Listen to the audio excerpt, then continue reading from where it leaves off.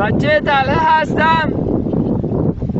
بعدش من چند تا حرکت رو میخوام برای شما به اجرا بگذارم.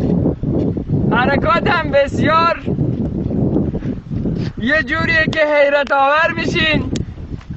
من بچه استان بوشهر 20 سالم هست. درسم تا اونجایی که بگم خوندم. سواد من از همه شما چی بیشتر است؟ چی؟ نه من فردا باید برم سربازی. روزگاه را دیگه من ترک میکنم عزیزان. حالا من این فیلمو میدم بیرون بخاطر شما را دوست دارم.